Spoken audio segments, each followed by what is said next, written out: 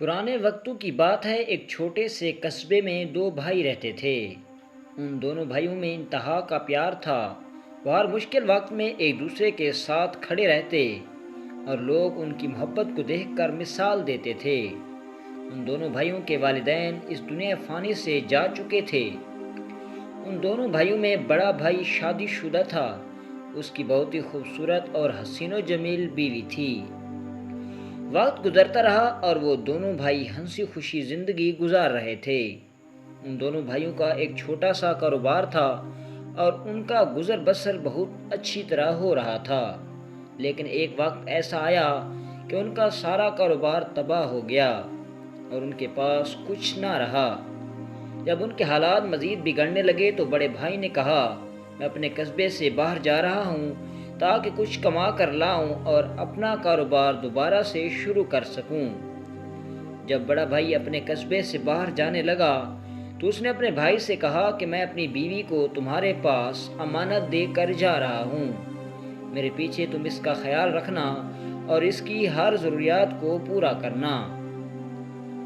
اس کی بیوی بہت ہی شریف اور نیک تھی اور اس کا چھوٹا بھائی بھی اسے اپنی بہنوں کی طرح سمجھتا تھا، لیکن جیسے ہی اس کا بھائی قصبے سے روانہ ہوا تو اس کے دماغ میں خرابی پیدا ہونا شروع ہو گئی اور اپنی بھابھی کو ہر وقت کسی نہ کسی بہانے پر چھونے کی کوشش کرتا رہتا اور اسے گندی گندی نظروں سے دیکھتا رہتا، کیونکہ وہ بہت شریف تھی اور اس لیے اس نے اپنے شوہر کے بھائی پر ذرا بھی توجہ نہ دی، اور اس کے ساتھ ہی ساتھ اس کے دل میں یہ ڈر پیدا ہو رہا تھا کہ میں اس کے ساتھ اکیلی رہ رہی ہوں اور کیا پتہ اس کا ذہن کب تبدیل ہو جائے۔ اور ایک دن اس کے بھائی کی بیوی اکیلے کمرے میں داخل ہوئی تو اس کا بھائی پیچھے اس کے کمرے میں داخل ہو گیا اور دروازہ بند کر کے اس کے ساتھ زبردستی کرنے لگا اور کہا کہ تم اپنے آپ کو میرے حوالے کر دو اور میں آپ کو یقین دلاتا ہوں کہ اس بات کی خبر میرے بھائی کو بھی نہیں ہوگی اور یہ راز ہمیشہ راز رہے گا۔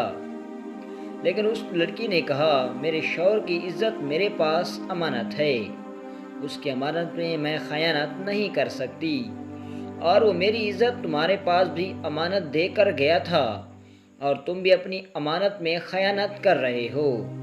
اس نے کہا، تمہارے حسن نے مجھے پاگل کر دیا ہے اور اب مجھ سے صبر نہیں ہوتا۔ جب اس حسین و جمیل لڑکی نے دیکھا کہ یہ درندہ کسی بھی قیمت پر میری عزت نہیں بخشے گا تو اس نے مزاحمت کی اور شور مچانا شروع کر دیا۔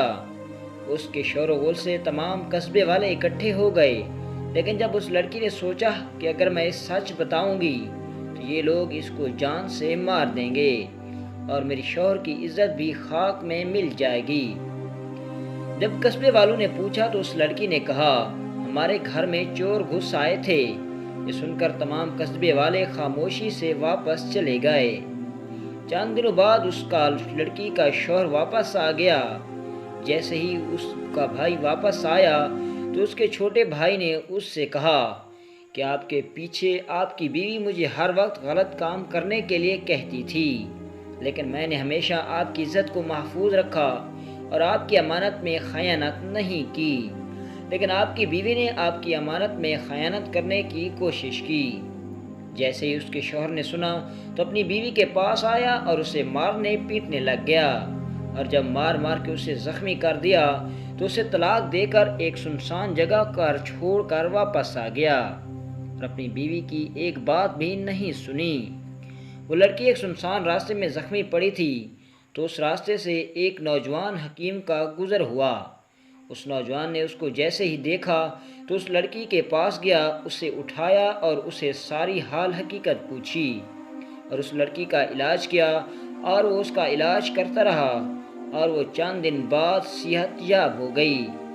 جب وہ صحت یاب ہو گئی تو اس نے اس نوجوان سے کہا کہ میں اب آپ پر مزید بوجھ نہیں بن سکتی، میری منزل کا کچھ پتہ نہیں، لہذا میں یہاں جانے کی اجازت چاہتی ہوں۔ اس نوجوان نے کہا، یہ تمہارا اپنا گھر ہے، اگر تم رہو تو تمہیں کسی بھی چیز کی کمی نہیں ہوگی، اور لڑکی نے بھی حامی بھر لی۔ اس کے بعد اس نوجوان حکیم نے اس لڑکی سے نکاح کر لیا وقت گزرتا رہا اور وہ نوجوان حکیم چند ہی دنوں میں امیر سے امیر تر ہوتا گیا۔ اللہ تعالیٰ نے اس لڑکی کی برکت سے اس کو اپنی بہت ساری نعمتیں عطا کر دیں۔ ادھر اس کا سابقہ شوہر اور اس کا بھائی زوال کا شکار ہو گئے، ادھر اللہ تعالیٰ نے اس نوجوان حکیم کو بہت ساری دولت عطا کر دی۔ اس نیک دل حکیم نے اپنے آدمیوں سے کہا، جو بھی غریب لوگ ہیں ان کو ایک جگہ اکٹھا کیا جائے، میں اور میری بیوی اپنے ہاتھوں سے ان کو کچھ رقم دینا چاہتے ہیں تاکہ ہمارے رزق میں برکت ہو اور غریبوں کی مدد بھی ہو جائے۔ مقررہ وقت پر ان غریبوں کو اکٹھا کیا گیا۔ جب اس حکیم کی بیوی سب لوگوں میں پیسے بانٹ رہی تھی تو اس کی نظر ایک شخص پر پڑی جو دوسروں کی طرح اپنی جھولی پھیلائے بیٹھا تھا۔ اس کی بیوی نے جیسے ہی اس کے جھولی میں پیسے ڈالے تو اس کے دیکھ کر اسے بڑی حیرانی ہوئی، کیونکہ وہ شخص اس کا سابقہ شوہر تھا۔ وہ دونوں ایک دوسرے کو دیکھ کر بڑے حیران ہوئے اور اس کے شوہر نے سوچا کہ جس لڑکی کو میں نے مار مار کر ختم کر دیا تھا وہ آج اس مقام پر کیسے پہنچ گئی کہ اب غریبوں میں دولت بانٹ رہی ہے۔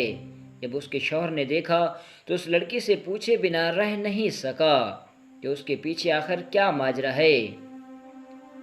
اس کی بیوی نے کہا، جب تم مجھے چھوڑ کر چلے گئے تھے اس حکیم نے مجھے اٹھا کر اپنے گھر لے گیا اور میرا علاج کیا اور پھر مجھ سے نکاح کر لیا، اور اب اللہ تعالیٰ نے ہمیں اپنی تمام نعمتوں سے نواز دیا۔ اب اس کی بیوی نے نفرت بھری نظروں سے اپنے سابقہ شوہر سے پوچھا کہ تم اس حالت میں کیسے پہنچے؟ تو اس نے کہا کہ تیرے جانے کے بعد جو میں پیسے کما کر لایا تھا وہ رات کو ڈاکو لے گئے اور گھر قبضہ کے پیسے اترنے میں ہمارے پاس اب رہنے کے لیے چھت بھی نہیں۔ تیری بے گناہی کا مجھے اس وقت یقین ہو گیا تھا جب میں نے تجھ کو طلاق دی تھی، لیکن وقت میرے ہاتھوں سے نکل چکا تھا، میرے پچھتانے کے علاوہ میرے پاس اور کوئی چارہ نہیں تھا۔